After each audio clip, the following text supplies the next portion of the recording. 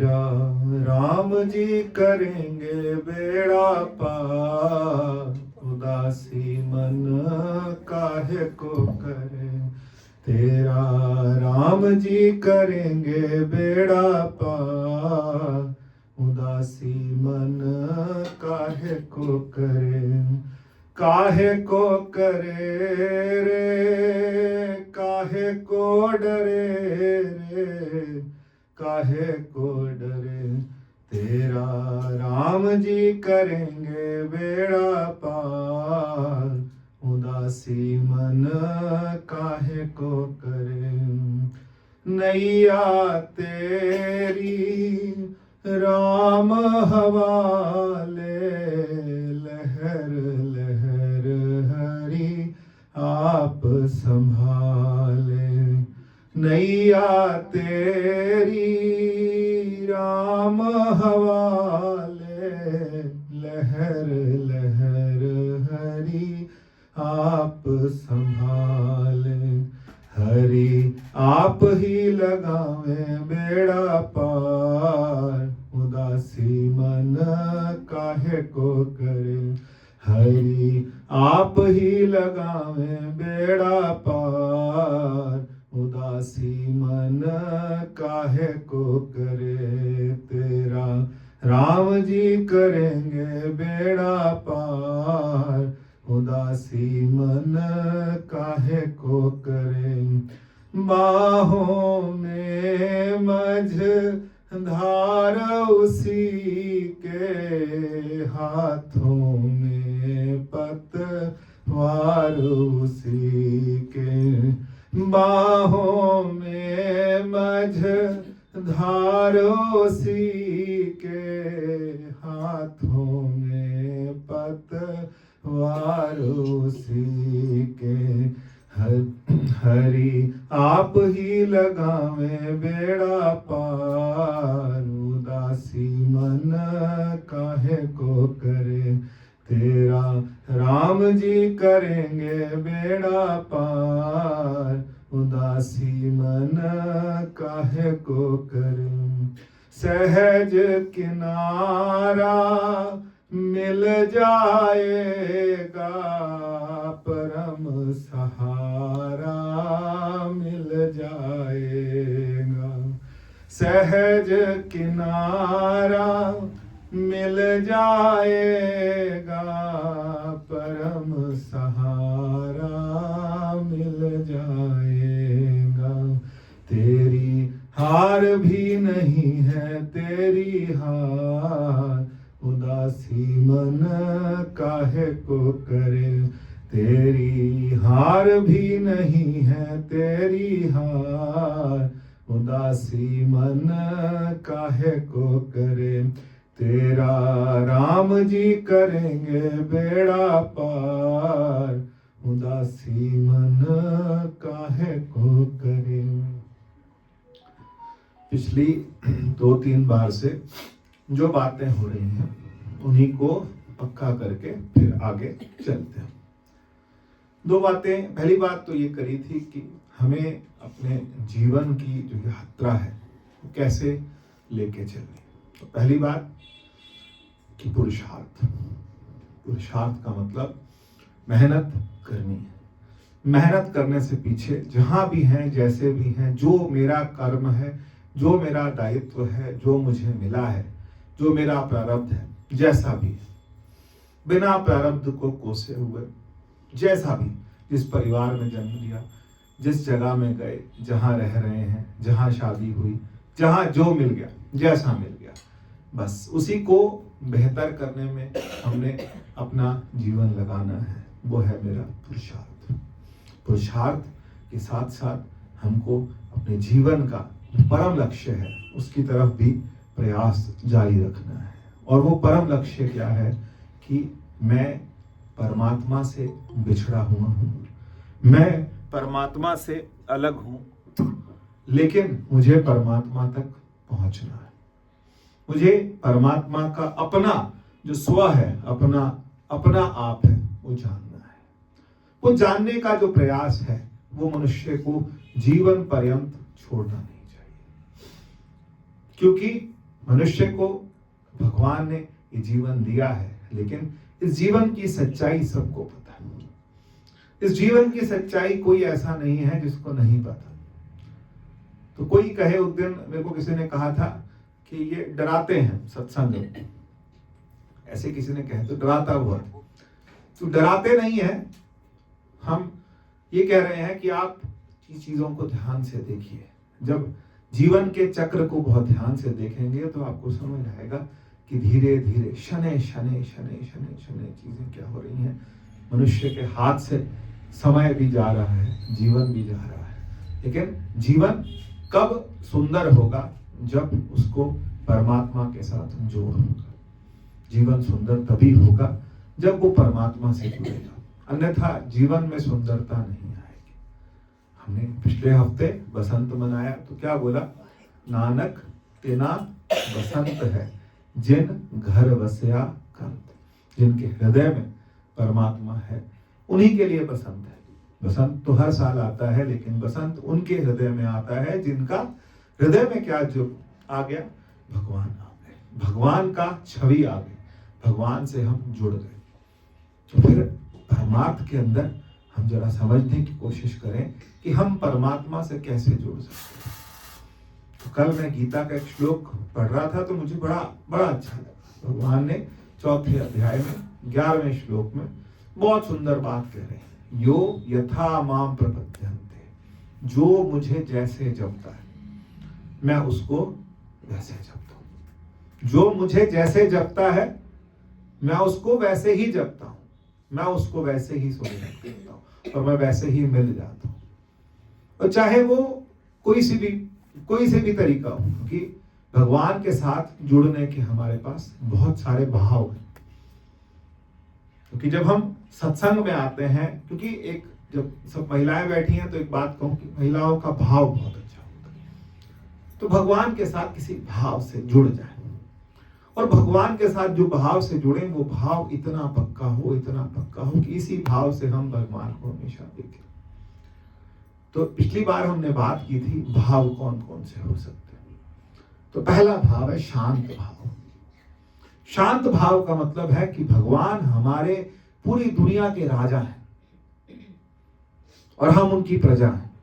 तो हम जब वो राजा हैं, हम प्रजा हैं, तो हम उनकी क्या करेंगे, हम उनकी रिस्पेक्ट करेंगे, हम उनको कुछ ना कुछ अर्पण करेंगे। पहले राजाओं को लोग क्या करते थे, कर देते थे, तो ऐसे ही हम लोग भगवान को कुछ ना कुछ अर्पण करते हैं।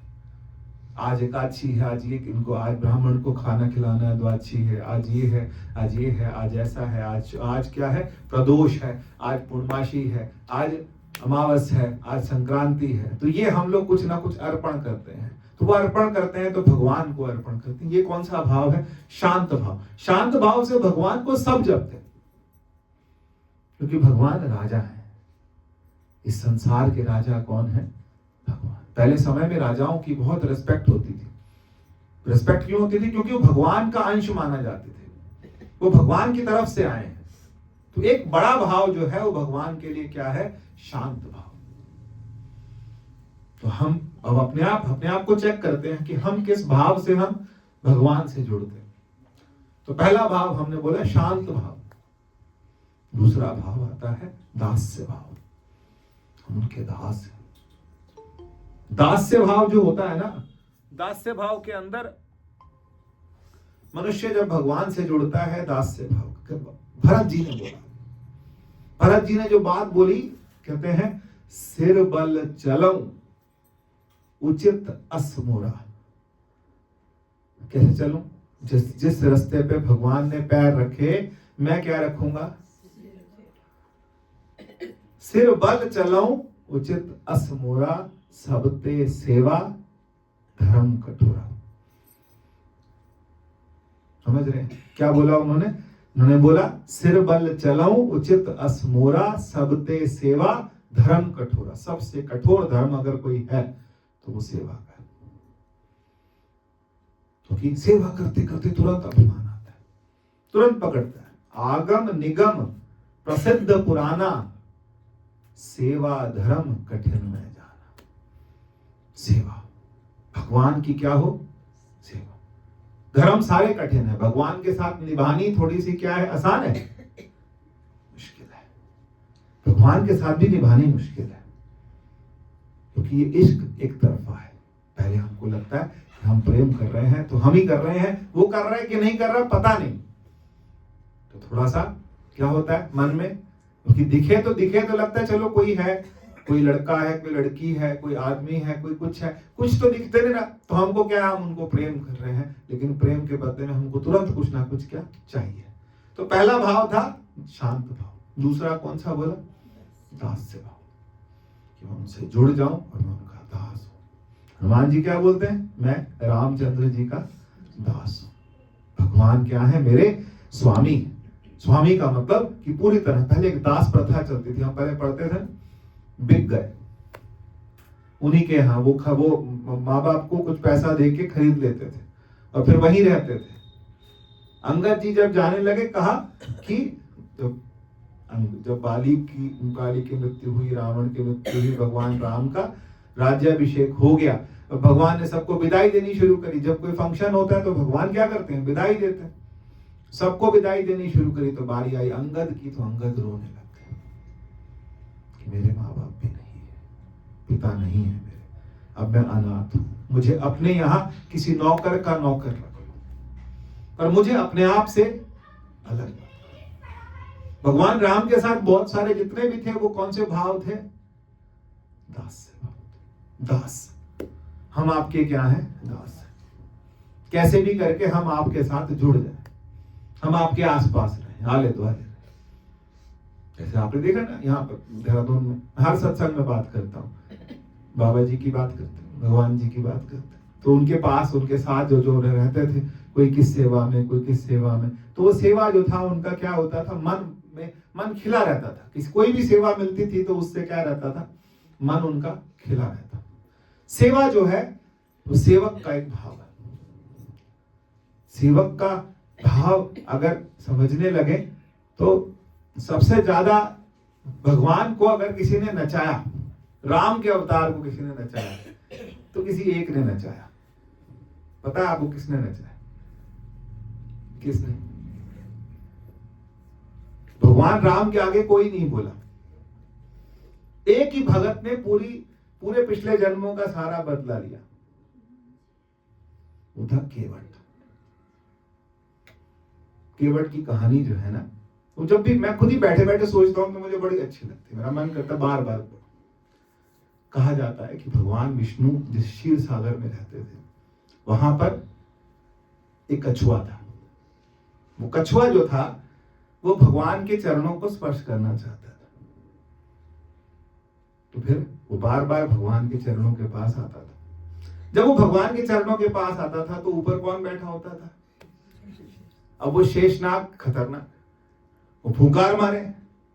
आप किसी बड़े संत के पास जाए ना, संत बहुत अच्छे होते हैं, उनके ठेकेदार बहुत खतरनाक होते हैं, जो उनके आसपास बैठे होते हैं वो फुंकार मारने के लिए क्या होते हैं, वो तैयार बैठे। तो ऊपर कौन बैठा था? शेषनाग। फिर पास में कौन बैठी होती थी? लक्ष्मी माता। तो पैर चरण दबा के भगा देते थे हमको, ये भगवान के पास फिर आ गया, फिर आए फिर। लेकिन भगवान क्या है, कहा ना, ये जो यथा माम प्रपद्यन्ते, जो मुझे जैसे जपता है मैं उसको वैसे ही मिलता हूं। तो फिर बार तो फिर भगवान ने मन ही मन उसको आशीर्वाद दिया कि तू जब मेरा राम जन्म होगा तो तू क्या बनेगा। फिर उस भगत को जिसको कोई नहीं पूछता, सारे लोग भगाते हैं, जब उसको भगवान अपने पास बिठा लेते हैं तो फिर वो अपने सारे मन की क्या करता है, पूरी करता है। जब भगवान ने देख लिया, उसको पता लग गया था कि जिस दिन राम ने आना है उस दिन उसने सारी नावें पार लगवा दी। राजा निषाद को बोल के, निषाद राज जो था उसको बोल के सारी नावें क्या कर दी उसने, पार लगा दी। किसकी नाव रहेगी? मेरी रहेगी, नहीं तो नहीं रहेगी। ठीक है, अब भगवान आ गए तो आ करके उसने क्या करा, पूरे हर जितने अरमान होते हैं वो सारे अरमान उसने भगवान के साथ पूरे करे। तो भगवान आए तो पहली बात उसने क्या नखरा किया कि तुम मेरी नाव में नहीं बैठोगे। भगवान ने कहा क्यों नहीं बैठे? क्योंकि तुम्हारे चरण को स्पर्श करके, तुम्हारे चरण रज को स्पर्श करके अहिल्या जो थी वो क्या हो गई, तर गई, वो स्त्री बन गई। पत्थर थी स्त्री बन गई। अगर मेरी नाव भी स्त्री बन गई तो मैं क्या काम धंधा करूं। अब देखो उस टाइम पर भगवान की क्या थी, मजबूरी थी ना। उन्हें क्या करना था, गंगा पार करनी थी, और गंगा पार कराने वाला कोई और था नहीं। और जो फुंकार मारते थे वो पीछे खड़े, वो देख रहे हैं कि हो क्या रहा है, ये है कौन। और फिर उसके बाद जो भगवान ने कहा चलो अच्छा तूने क्या करना है, जो तूने करना है वो कर ले। उसने भगवान से कहा कि तुम्हारे चरण में धोऊंगा। भगवान के चरण धोए। अब चरण धोए तो धो करके उसने क्या करा, भगवान ने चरण, परात होती है, बाहर निकाल दिए, बाहर निकाले, फिर चरण रख लग गए, फिर धोए, फिर बाहर निकाले, तो फिर अब भगवान देख रहे हैं। अब ये लीला किसकी है, ये भक्त की लीला, ये दास की लीला। बहुत देर हो गई तो उसने क्या करा, उसने कहा प्रभु ऐसे तो नहीं हो पाएगा, आपके चरण रज बार बार लग जाती है, पैर गंदे हो जाते हैं, और वो अगर नाव पे गए तो मुश्किल हो जाएगी। फिर उसने क्या करा, भगवान के पैर धुलाए, कहा दोनों हाथ, तो मेरे दोनों हाथों पे अपने पैर रख दो। तो भगवान को बोला कि मेरे दोनों हाथों पर पैर रख लो, तो भगवान कहने लगे मैं गिर जाऊंगा। तो कहने लगे सिर मेरे हाथ जो है मेरे सिर पे रख दो। हाथ कहाँ रख दो, तो भगवान ने उसके कंधे पे, सिर पे हाथ रखा। उसने भगवान को गोद में उठाया, फिर वो नाव तक लेके गया। फिर उसके बाद फिर माता सीता, भगवान, फिर हनुमान, और क्या लक्ष्मण जी को, सबको लेकर गए। ये होती है भगत की भावना है, जो कि उसने पूरी करी। इसके लिए हमको क्या करना है, भगवान को। फिर उसके बाद और भी शैतान नाव चलाए चलाए चलाए, तो अब लक्ष्मण जी को और किसको समझ आने लग गया था, माता सीता को, कि ये वही कछुआ है जिसको हम परे करते थे। कई होते हैं ना, चल तू जा यहाँ से, यहाँ किस लिए आया, बार बार कभी कभी कोई बार बार आए तो कहते हैं तू यहाँ किस लिए। जब मैं बहुत छोटा था, राम जी के पास बार बार आते थे, तो कोई बुजुर्ग लोग यहाँ बैठे होते, अभी राम जी आराम कर रहे हैं। छोटा था, मुझे जानते नहीं थे, अब थोड़ा सा सब जानते हैं, तो कोई मना नहीं करता रहता। क्या बोलते, राम जी आराम कर रहे हैं, शाम को आए। अब 12वीं पढ़ता था, उस टाइम बच्चा ही था, वहाँ चला जाता था घर, जब दर्शन नहीं हुआ, सबको बोल के तो राम जी आए। तो मुझे उस टाइम फोन भी नहीं होते थे कि राम जी आए तो बता देना, कोई भी हो तो बता देना। सबको बोलता था, भैया का घर नजदीक था, भैया को बोलते थे राम जी आए तो बता देना। एक प्रेम होता है कि मिल जाए, एक बार क्या हो जाए, दर्शन हो जाए। तो ये फिर क्या, फिर वो नाव जो है वो टेढ़ी ले जाए, घुमा के ले जाए, रास्ता बड़ा करके, क्योंकि उसने किसके दर्शन करने थे, भगवान। ये जो है ना, ये भाव है। भाव की जो बात है वो कहीं से कहीं पहुंचा देती है। कहने की बात, फिर कौन सा था ये कहां तक था, दास्य भाव। और दास्य के बाद फिर कौन सा आया, सख्य भाव। अब भगवान सखा किसके बने, भगवान राम सखा बने सुग्रीव के, भगवान राम सखा बने किसके, विभीषण के। और भगवान कृष्ण का सखा कौन था, पक्का सखा कौन था, अर्जुन। भगवान ने अर्जुन को बोला ये ज्ञान मैं तेरे को दूंगा, क्योंकि तू मेरा क्या है, सखा है। सखा का मतलब दोस्तों। कई बातें ऐसी होती हैं जो पति पत्नी भी नहीं कर पाते और अपने दोस्तों को बता देते हैं। सब बातें पत्नियों को भी नहीं बताते ना, क्योंकि स्त्री की मति भी अपने हद तक चलती है, उसके बाद नहीं। कई बातें दोस्तों को पता होती हैं, वाइफ को भी नहीं पता होती, प्रेमिका को भी नहीं पता होती। भगवान के साथ जो जोड़ था किसका, अर्जुन का। अपनी बहन को भगा दिया अर्जुन के साथ, जोड़ क्या था, भगवान का सखा के साथ। सखा तो हम भगवान के क्या हो जाए, सखा हो जाए। बना सकते हैं सखा कि नहीं बना सकते, भाव, क्योंकि कहीं ना कहीं तो जुड़ेंगे ना। क्योंकि भगवान क्या है, हम गाते तो रोज हैं, तो मैं वो माता पिता, तो मैं वो बंधु सखा, तो मैं वो विद्या द्रविणम, तो मैं वो सर्वम। भगवान को जिस भाव से जो, क्योंकि ये बात पिछली बार भी कही थी कि पूतना किसकी बेटी थी, पूतना पहले बाली की बेटी थी, राजा बलि की बेटी थी। किसकी, राजा बलि की। राजा बलि किसकी, उसके परीक्षा लेने के लिए कौन गया था, की परीक्षा लेने के लिए वामन अवतार हुआ था भगवान। वामन अवतार का नाम सुना है कि नहीं सुना है। भगवान राम ब्राह्मण बन के गए, छोटा सा बौना सा, बौना वामन उसी को बोलते हैं, छोटा सा बौना सा। तो भगवान बोने से बन करके बाली के पास गए। बोने इसलिए बन के गए कि बाली को अहंकार बहुत था कि मेरे पास क्या है, मैं बहुत बड़ा साम्राज्य है, मैं यज्ञ कर रहा हूं। तो भगवान ने क्या बोला कि मुझे कितनी जमीन दे दे, 3 पग जमीन। जब भगवान वहां गए तो बलि की बेटी ने देखा, इतना सुंदर बालक, इसे तो ये मेरा काश बेटा होता और मैं इसको स्तनपान कराती, मैं इसको दूध पिलाती, ये मैं गोद में इसको खिलाती, इतना सुंदर बच्चा।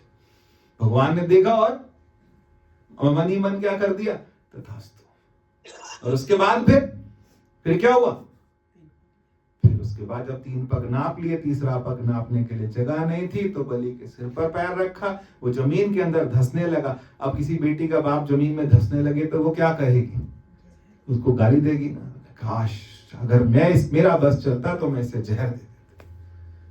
क्या भगवान ने वो भी पूरा कर दिया। अब पूतना क्या बनी, मां भी बनी और दिया भी क्या, जहर। दोनों कामनाएं क्या हुई, पूरी। और सबसे ऊपर जो भाव है, और वो कौन सा भाव है, वो है गोपी भाव।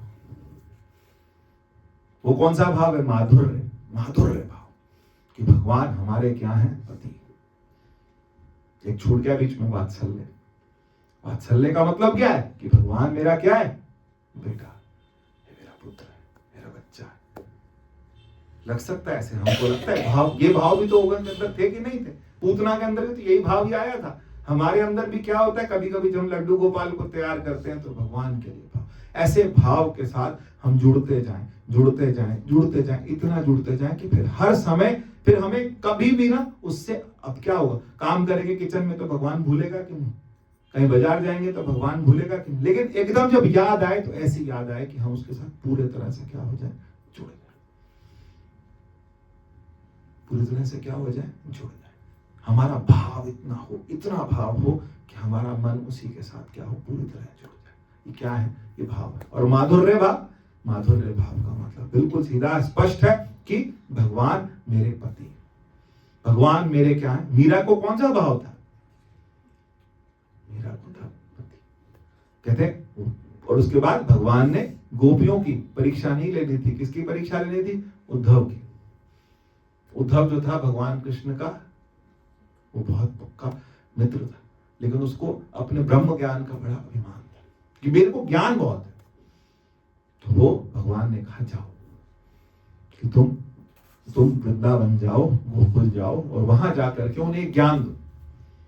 जब वो ज्ञान देने गया, तो वो ज्ञान, तो वो जिसको भी ज्ञान देता था तो वो आगे से कहते थे, तुम कृष्ण को मिलने क्यों नहीं जाते, नहीं हम उनको तंग नहीं करेंगे। ऐसा कौन सा प्रेम है कि बुला लो, एक बार पुकार लो आ जाएंगे, कहते हम नहीं पुकारे।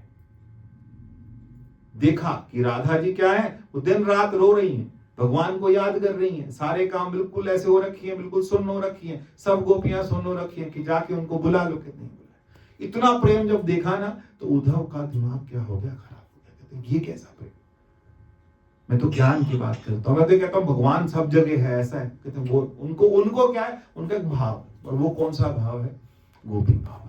अभी भी आप चले जाओ तो वृंदावन में लोग भगवान के साथ में इस तरह का भाव रखते हैं कि भगवान क्या है, हमारे क्या है, सर्वस्व। भगवान सर्वस्व का मतलब कि भगवान हमारे पति। भगवान के प्रति भाव से क्या होता है, हम जल्दी पहुंचते हैं।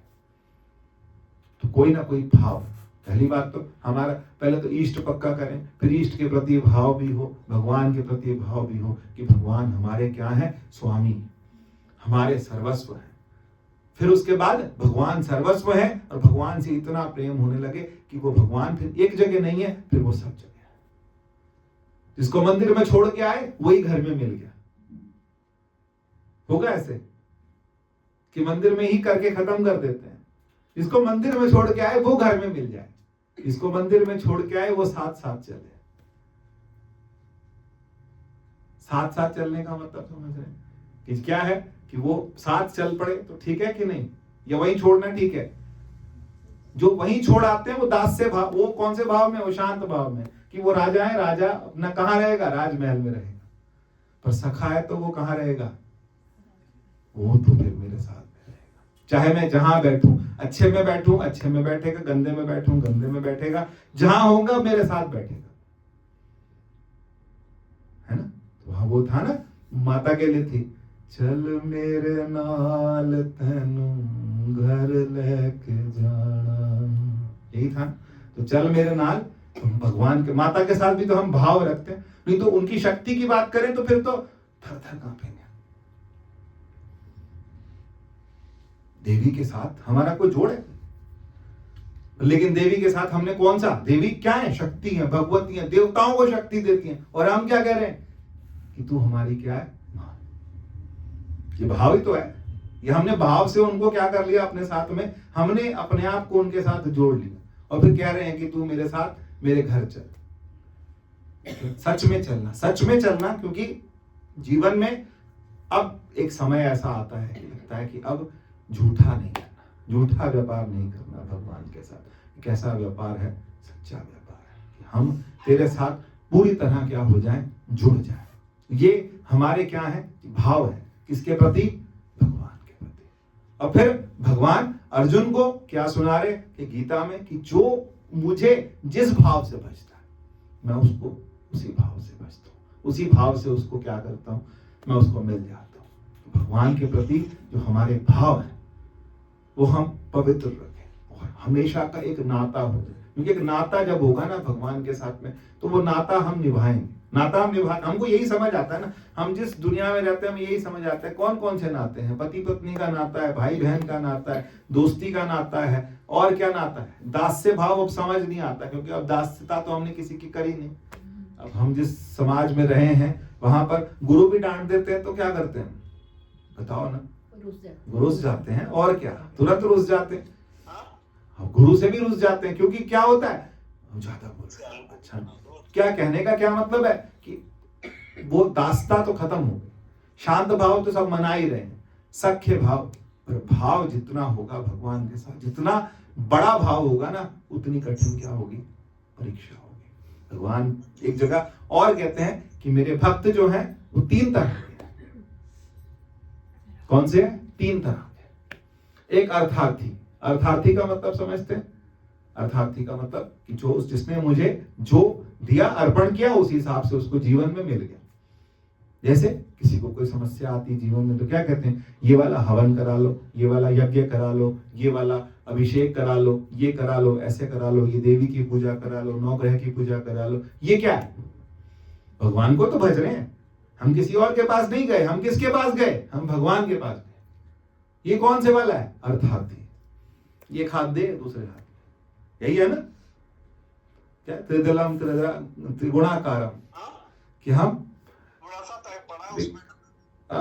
ये म्यूट कर लीजिए आप अपना माइक, आप म्यूट कर लीजिए अपना, आवाज आ रही।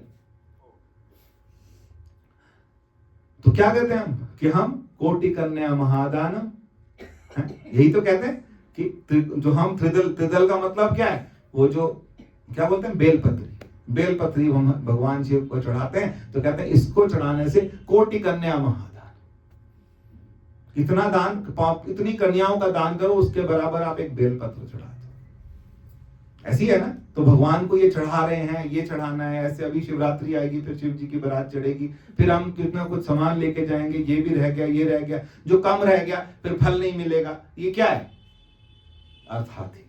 अर्थार्थी का मतलब हिसाब किताब मेरा तेरा बिल्कुल क्लियर है, मैं तेरे को ये चढ़ाया, अब मेरे को ये तेरे से चाहिए।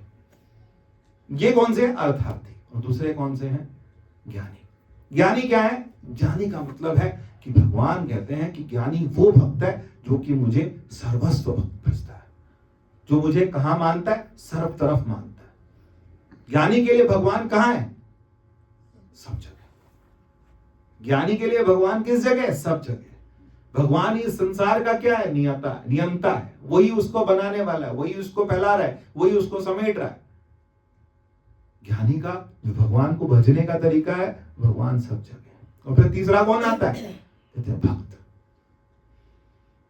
क्या, भक्त। भक्त का मतलब क्या है, भक्त का मतलब यह है कि भगवान को किसी भाव से भज रहा है, तो वो कौन है, भक्त। तो भगवान के साथ जुड़ने के हमारे पास कितने तरीके, यहाँ 3 बोले, वहां 6 बोले, कोई से भी तरीके से हमको क्या है, गुरबाणी क्या कहती है, कोई जन हरस्यों देवे जो, कोई मुझे परमात्मा से क्या कर दे, जोड़ दे। चरण गौ मित्र दीजे प्राण कपूर, मैं उसके साथ, मैं परमात्मा के साथ मुझे कोई बस जोड़ दे। तो जोड़ देने के लिए भगवान तो कितनी जगह जोड़ रहे हैं, भगवान तो बता ही रहे, भगवान गीता में क्या बने हुए हैं, गुरु। किसके, अर्जुन के, सबकी। अभी तो कह रहे हैं भगवान की, भगवान कह रहे हैं कि जब जीवन में मनुष्य कहां फंसता है, तो कहते हैं इंद्रियों से फंसता है। तो थोड़ा ज्ञान की बात कर लेते हैं, भाव हो गया। भगवान कहां से, मनुष्य कहां से फंसता है, इंद्रियों से फंसता है। कैसे, कहते हैं ध्यायते विषयान पुंसा, बार बार किसको, विषयों का क्या करता है, ध्यान करता है। और बार बार ध्यान करके फिर क्या करता है, ध्यायतो विषयान पुंसा संगस्तेषु उपजायते, फिर उनसे जुड़ना चाहता है, उन विषयों से क्या करना चाहता है, जुड़ना चाहता है। फिर उसके साथ जुड़ना चाहता है, तो ध्यायतो विषयान पुंसा संगस्तेषु उपजायते संगात संजायते कामा कामात् क्रोधो विजायते, फिर उसके मन में कामना आ जाती है। कोई सी भी बात, कोई सी भी चीज उठा लो, हर एक के मन में क्या आता है, पहले क्या आता है कि ध्यायतो, पहले ध्यान, उसके बारे में ध्यान करेगा, सोचेगा सोचेगा सोचेगा, फिर उसने मन में क्या बना ली, धारणा बना ली कि मुझे ये चीज चाहिए ही। कैसे भी कोई भी चीज ले लीजिए, कि किसी को लगता है कि मैंने कार खरीदनी है, ये वाली कार मैंने खरीदनी है, ये कार जो है ये 25 लाख की है, अब इसके बारे में मैं सोच रहा हूं। फिर सोचने से क्या होता है, सोचते सोचते फिर मनुष्य को लगता है कि वो मुझे मिल जाए, फिर नहीं मिलती तो फिर क्या होता है, फिर क्रोध आता है। फिर क्या आता है, क्रोध आता है, फिर ईर्ष्या आती है, फिर डाह आता है, फिर दूसरे से आदमी क्या होता है, चिढ़ने लगता है। अब जवान बच्चे हैं तो उनको क्या लगता है, कोई लड़की अच्छी लगी लड़के को, तो वो उसके लिए कहां कई मील जाके चलने चलते। वो था ना, पिक्चर आई थी सोनी मेहवाल, देखी तो होगी सबने। तो क्या था, वो उसको मिलने जाती थी, किस लिए, कैसे जाती थी, घड़ा पकड़। मैं बहुत छोटा था, मैंने भी थी, घड़ा पकड़ के तो मिलने जाना है। और एक बार क्या हुआ, घड़े का क्या कर दिया, उसके कोई रिश्तेदार था, उसने घड़ा, कच्चा घड़ा रख दिया, घड़ा फूट गया, वो डूब गया।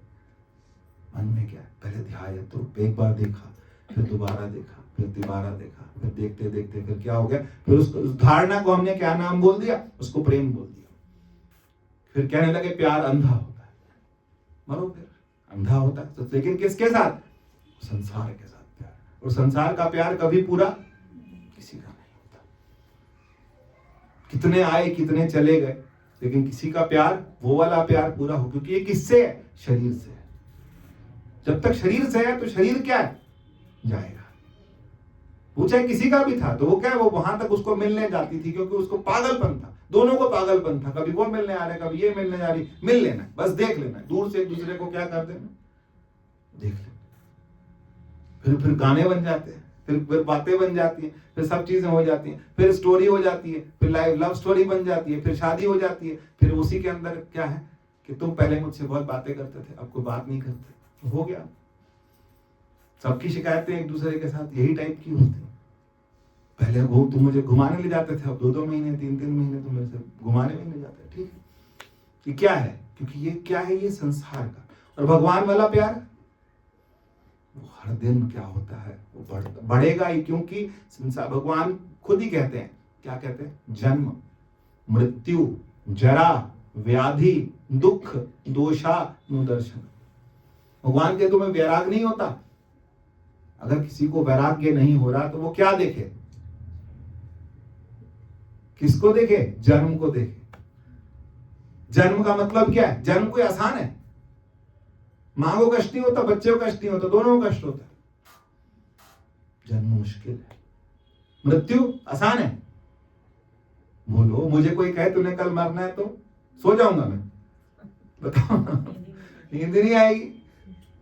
मरना तो मुश्किल है भाई, सब कुछ खत्म हो जाएगा, इतना आसान नहीं। जिसकी मृत्यु सामने खड़ी हो, डॉक्टर कह दे ये बीमारी है, 6 महीने के रह गए या 4 महीने के रह गए, तो क्या होगा, आसान नहीं है, मरना आसान नहीं। जन्म मृत्यु जरा, जरा मतलब क्या होता है, आप ही बता दो, बुढ़ापा। इससे बड़ी कोई बीमारी नहीं, क्योंकि ये एक बार क्या है कि एक बार आता है तो कहते हैं कोई बीमारी होती है तो आके चली जाती है, ये लेके जाता है। ये क्या है, जरा, व्याधि कोई बीमारी, दुख, कई तरह के दुख ऐसे होते हैं मनुष्य को जीवन में लग जाते हैं, वो जीवन के साथ जाते, जीवन में हमेशा रहते। दुख, दोष, ऐसे मनुष्य के शरीर में, मनुष्य के अंदर इस तरह के दोष होते हैं जो कि कभी जाते ही नहीं। भगवान कहते हैं ये देख लो, इनको देख के भी तुम्हें क्या नहीं होता, वैराग्य नहीं होता। और अगर वैराग्य नहीं होता तो फिर जैसे हो वैसे जीते रहो। लग रहा है कि पहले हम शीशे के आगे खड़े होते थे, बहुत अच्छे लगे, मेरा चेहरा ऐसा था, मैं ऐसे थे, मैं ऐसे, अब देख लो 10 साल बाद और देख लेना, अब झुर्रियां नजर नहीं आ रही हैं तो फिर ठीक है, फिर शरीर ठीक चल रहा है। हम छुपाने की कोशिश कर रहे हैं, खुद को मेंटेन करने की कोशिश कर रहे हैं, कितना मेंटेन होगा? कोई मेंटेन करेगा, कितना मेंटेन करेगा? 5 साल और खिंच जाएगा, उसके बाद भी तो समस्या तो। और बुद्ध को उसने देख लिया कि ये कौन है, कोड़ी, मरेगा, इसकी तबीयत खराब हो रही है, जाएगा, ऐसे इसको हो गया, मुझे हो सकता है, हाँ ये 4 लोग किसको लेके जा रहे कि ये मुर्दा है, उसको लेके। मुर्दा कौन होता है? जब मनुष्य मर जाता है उससे मुर्दा, मैं भी मरूंगा, हाँ। उतने में ही उसको क्या हो गया, घर छोड़ के चले गए, भगवान की प्राप्ति हो गई। बुद्ध को जब बोध हुआ, बोध होने के बाद वो भिक्षा मांगते थे, कहते हैं 12 साल बाद वो वापस आए और दरवाजा खटखटाया तो यशोधरा जो उनकी पत्नी थी सामने खड़ी थी। उसने देखा अब किसी कोई अपनी बीवी कुछ बच्चों को छोड़ के चला जाए तो जब सामने आएगा तो फिर मार खाने वाले काम तो है, लेकिन वो सामने आए तो क्रोध तो आएगा ही। तो क्रोध आया तो उसने पूछा, क्रोध में पत्नी ने पूछा कि तुम जिसको प्राप्त करने के लिए जंगल में गए थे, क्या उसकी प्राप्ति घर में नहीं हो सकती थी? हो सकती थी। कहते फिर जंगल में क्यों गए? कहते जंगल में जाके समझ आया कि वो घर में भी मिल सकता था। ऐसा नहीं है, हम गृहस्थियों को लगता है कि संतों को ही मिलता है ना। आप मुझे बताओ, आप जितने ग्रंथ उठाओ, कहां कौन सन्यासी आपको नजर आए? कहीं नहीं। कोई ऋषि बता दो जिसकी शादी नहीं हो रखी हो, 1-2 को छोड़ के। 10 गुरु बता दो जिनकी शादी नहीं हो रखी हो। सबका विवाह हो रखा, सब गृहस्थी थे, सबके बच्चे थे, सबने परिवार में रह के। हमारी माता जी बच्चे नहीं थे, परिवार नहीं था, सबको संभाला, सबको संभाल के खुद को भी संभाला। इस संभालने के लिए कोई ऐसा नहीं है कोई बहुत बड़ी कोई रॉकेट साइंस है जिसको पढ़ने के लिए बाहर जाना पड़ता है। सर्वनिवासी सदा अलिप्त तोहे संग समाई। लेकिन हम मुड़ते नहीं ना, उसकी तरफ मुड़ते नहीं, वो तो हमेशा हमारे साथ है। अच्छा बताओ कौन सा पहर होगा जब भगवान हमसे अलग? मुझे बताओ कौन सा पहर होगा, कौन सा टाइम होगा, कौन सा वक्त होगा, कौन सा वेला होगा? ग्रहण में नहीं मिलता भगवान, मूर्ति वाला नहीं मिलता, इसको हाथ नहीं लगा सकते। लेकिन अंदर वाला, मुझे बताओ अंदर वाला नहीं मिल सकता क्या? सर्वनिवासी सदा अलेपा तोहे संग समाई, तेरे साथ है हमेशा हर वक्त, क्योंकि वही तो उठाता है। जब सुबह उठते हैं तो कौन उठाता है? रात को बिल्कुल गहरी नींद में सोए होते हैं, सुबह उठते ही कौन प्रेरणा देता है? कौन मुझे उठा रहा है और कौन मुझे सुला रहा है? सुबह उठ के बड़ी मिठी नींद आई रात, ये मिठी नींद कहां आ रही है? ऐसा कौन था जिसके हवाले मैंने सारी दुनिया भर की जिम्मेदारियां दे दी और मैं सो गया? सारा घर परिवार जिम्मेदारियां सब मैंने किसके जिम्मे छोड़ी? तेरे भरोसे मेरे प्यारिया मैं लाड लटाए, तेरे भरोसे। ये सारे जितने हम कर रहे हैं कौतुक, ये किसके भरोसे हैं? परमात्मा के भरोसे। वो आश्रय है हमारा, लेकिन हमें वो समझ नहीं आता। हमें क्या लगता है कि हमारा काम कर रहे हैं, काम कर रहे हैं, मैं कर रहा हूं, मैं कहीं नहीं कर रहा हूं। कराने वाला कौन है? वो करवा रहा है और वो काम हो रहा है। ऐसे नहीं गाया कि करते हो तुम कन्हैया, तो करते हो तुम कन्हैया का मतलब, क्योंकि आश्रय, परम आश्रय जो है वो कौन है? वो भगवान है। परम आश्रय भगवान है, करवाने वाला भगवान है। ज्यादा धक्के मत खाओ, जहां हो वहीं बैठ के उसको भगवान के साथ, जो बिल्कुल शुरुआत में है, तो भगवान के साथ कोई नाता जोड़े, प्रेम दे, प्रेम से भक्ति आती है मन में, भक्ति रहे। लेकिन वो ऐसी भक्ति हो कि फिर उससे ज्यादा बड़ा कोई ना लगे। समस्या क्या है कि उससे ज्यादा बड़ा पिछली बार भी कहा था ना मैं कि एक वो कौन से थे ऋषि जिनको बोला कि इंद्र का पद दे रहे हैं और वाहन आ गया, विमान आ गया, ब्रह्मा जी ने विमान दे दिया। कहा कौन से थे बताओ? शर्वंग ऋषि। सर्वंग ऋषि के लिए क्या हुआ? ब्रह्मा जी ने विमान भेज दिया और नीचे आ गया विमान की चलो तुम्हारे को इंद्र बनाना। कहते नहीं, भगवान आ रहे। इंद्र का पद छोड़ दिया, सब कुछ छोड़ दिया। किसके लिए? भगवान के लिए। तो हमको लगता है हम कुछ छोड़ पाएंगे भगवान के लिए? कुछ नहीं छोड़ने वाले, हम कुछ नहीं छोड़ने वाले, क्योंकि हमें भगवान हमारा परम आश्रय नहीं लगता। जिस दिन हमें भगवान हमारा परम आश्रय लगने लगा, किसी को नहीं लगता, अर्जुन को लगता था। अर्जुन ने जब हाथ कांपने लगे, घबराने लगा, अपने भाइयों को नहीं जाके बोला उसने, भीम को बोला जाके, उसने युधिष्ठिर को बोला कि मेरा हृदय कांप रहा है, मेरे हाथ कांप रहे हैं, मेरे अश्रु निकल रहे हैं। किसको बोला? भगवान को बोला। मेरे से नहीं होगा युद्ध, तो फिर कौन करेगा युद्ध? भगवान ने फिर उसको तैयार किया, गुरु की तरह तैयार किया। गुरु हमें क्या करते हैं? हमें तैयार करते हैं। किसके लिए? संसार का, जीवन का जो युद्ध है उसके लिए हमेशा तैयार करते हैं। तो फिर जो भगवान का श्लोक था उस श्लोक पर दोबारा आ जाते हैं कि ध्यायतो विषयान पुंसा, बार बार विषयों का ध्यान, ध्यान से फिर क्या? भावना, वो धारणा बन जाती है, फिर कामना आ जाती है। फिर कामना आने के बाद फिर कामना बुरी नहीं है, कामना तो एक तरह का पुरुषार्थ है, लेकिन कामना जब सिर पे चढ़ जाए तो फिर वो क्या है? वो पुरुषार्थ नहीं है। फिर मनुष्य को या तो आपके मन में आया कि मैं ये चीज ले लूं, लेकिन वो नहीं मिला तो क्रोध करेंगे। क्रोध आने का मतलब क्या हुआ? क्रोधात भवति सम्मोह। क्रोध से क्या हुआ? मनुष्य सम्मोहित हो गया। फिर सम्मोहित होने के बाद सम्मोहात स्मृति विभ्रमा, स्मृति प्रंछाद बुद्धिनाशो और बुद्धिनाशात प्रणश्यति। भगवान ने ये बात, ये पिछले मैंने कर चुका हूं सारा। फिर उसके बाद क्या कहते हैं? प्रसादे सर्व दुखानाम हान्यस्योपजायते। सारे दुखों की हानि कब होती है? भगवान के प्रसाद से। प्रसादे सर्व दुखानाम हानिरस्योपजायते। आज मैं 64 लिखा, 65वां था। तो सारे दुखों की हानि कब होती है? जब प्रसाद। किसका प्रसाद? परमात्मा का प्रसाद। प्रसाद कौन सा? जो सत्संग के बाद मिलता है? नहीं, उसकी कृपा का प्रसाद। और उसकी कृपा भी तब होगी जब किसकी कृपा होने लगेगी? गुरु की भी नहीं। कृपाएं कितने तरह की होती हैं? कृपाएं 3 तरह की होती हैं। पहली आत्मकृपा। पहले हम तो तैयार हो। आत्मकृपा का मतलब क्या है? कि मैं अपने आप पे खुद पे तो कृपा करूं। हम तो गाते तो है ना कि दयानाथ दयनीय मेरी अवस्था। दयनीय है कि नहीं है? बढ़िया है, तो फिर क्या जरूरत है? दयनीय तो सबकी है, अंदर अंदर सबकी दयनीय अवस्था है। दयनीय का मतलब क्या है? कि देख के क्या आता है कि लगता है कहां फंसे पड़े। मेरी शादी हुई ना, तो एक महाराज जी पहले आते थे, नाम नहीं लेता, रिकॉर्डिंग चल, तो मैंने कि तेरा सत्यानाश होना था, हो गया? मैंने कहा हाँ हो गया।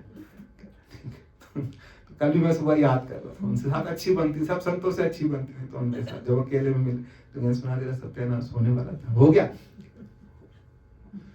तो दयानाथ दयनीय मेरी अवस्था, तेरे हाथ में मेरी सारी व्यवस्था। लेकिन दयनीय जब लगेगी तो फिर हमको अपने ऊपर क्या करेंगे? कृपा करेंगे। कौन सी कृपा? आत्म कृपा, अपने आप पे कृपा। तो दूसरी कौन सी आती है? दूसरी होती है शास्त्र कृपा। शास्त्र भी कृपा करते, शास्त्र अपने आप बताते हैं कि ये अक्षर का ये नहीं, शास्त्र का अर्थ अपने आप धीरे धीरे आप पढ़िए। सुखमनी साहब, मैं छोटा था, 10वीं में पढ़ता था, 10वीं 11वीं 12वीं, जब तक मैं पढ़ाई करता रहा, सुखमनी साहब मेरा रट्टा मार लिया था पूरा। सुंदरकांड सुखमनी साहब दोनों का रट्टा मैंने पूरा 10वीं से ही मार लिया था। रट्टा ही बोलूंगा क्योंकि मुझे समझ कुछ नहीं आता था। रिजल्ट आने वाला होता था ना, तो उससे पहले मैं सुखमनी साहब पढ़ता था, चलिए शुरू करता था कि पाठ करते करते करते रट गया, समझ नहीं आता था। फिर बाद में क्या आने लगा, फिर लगता है कि ये शास्त्र अक्षर की कृपा। गुरबाणी का कोई कोई लाइन समझ नहीं आती, कोई कोई लाइन पे अटक जाते हैं, कभी कभी मैं आंटी के साथ रास्ते में जाता हूँ तो आंटी से बोलता हूँ, आंटी ये लाइन, आंटी बोलती ये लाइन कहीं ना कहीं कुछ हमको समझ नहीं आ रही। हम दोनों आपस में यही बातें करते रहते हैं। लाइन अक्षर जो है वो क्या है? अक्षर भी क्या है? ब्रह्म है। लकी लाइनें भी क्या है? ये ब्रह्म है। ये परमात्मा का क्या है? कृपा। ये शास्त्र है। जब समझ आता है तो लगता है ये शास्त्र की क्या हो गई? कृपा हो गई। ये कौन सी वाली हो गई? दूसरी वाली। और तीसरी कौन सी है? गुरु कृपा या ईश्वर कृपा। जब गुरु कृपा करें, पहले दो काम तो हमें करने। ये शास्त्र पढ़े तो सही, शास्त्र कहते क्या है? हमारा जो धर्म ग्रंथ है वो क्या कहते हैं? कहीं से भी शुरू करो, चाहे आप नवे मोहल्ले से शुरू करो, नवा मोहल्ला सुन के तो आदमी को लगता है गदगद हो जाता है। पता नहीं लोग कैसे अपना और चीज और बातों के लिए भी टाइम निकाल लेते हैं। मुझे लगता है कि नवा मोहल्ला कोई सुन ले तो उसके बाद वो क्या हो जाता है? यही है ना कि एक एक लाइन, कोई सी भी लाइन उठा लो, आपको कोई सी भी लाइन लगेगी तो लगेगा पूरा दिन उसके बारे में सोचते रहे, सोचते रहे, सोचते रहे, सोचते रहे, सोचते रहे। वो क्या है? वो शास्त्र कृपा है कि शास्त्र में ऐसा लिखा है। भगवान की एक लाइन कोई पकड़ ले, यो यथा माम प्रपद्यते, जो मुझे जैसे जपता है मैं उसको वैसे मिलता हूं। कम है कि कम है? भगवान तुलसीदास जी ने क्या बोला?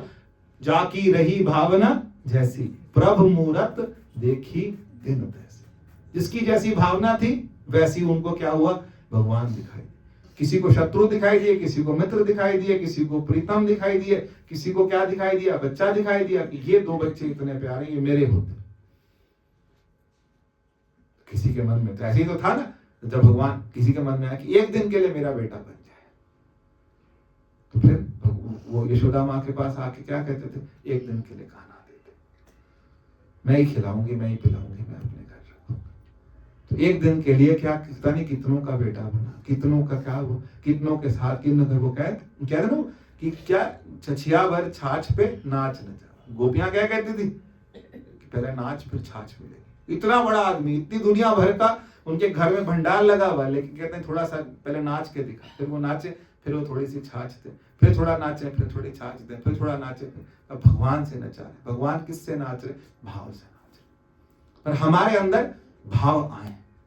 ये कृपा पहले तो अपने पे, स्वयं पे कृपा, फिर दूसरी किसकी? शास्त्र की कृपा, फिर तीसरी किसकी? ईश्वर की। तो तैयार पड़ी। गुरु तो बिल्कुल तैयार हूं, गुरु तैयार है। तैयारी किसकी नहीं है? आत्मा की। अपनी कृपा अपने आप पे, कि मैं अपने आप पे कृपा करूं कि मैं अपने जीवन को कहीं किसी लक्ष्य तक पहुंचाऊं, कहीं तक पहुंचा दूं। आधा पहुंचेंगे, फिर कहते आधा पहुंचेंगे तो फिर पहुंचना नहीं हुआ, तो भगवान ने ये बात भी क्लियर कर दी कि आधा पहुंचे कोई बात नहीं, अगले जन्म में पूरा पहुंचा दो। आप कभी कभी देखो, कोई 5 साल का बच्चा होता है, उसको इतना ज्ञान होता है कि बुजुर्गों को भी नहीं होता। इसको कहां से आया? इतना ज्ञान कहां से आ गया? छोटे छोटे बच्चे व्यासपीठ पे बैठे कथा कर रहे, कहां से कर रहे?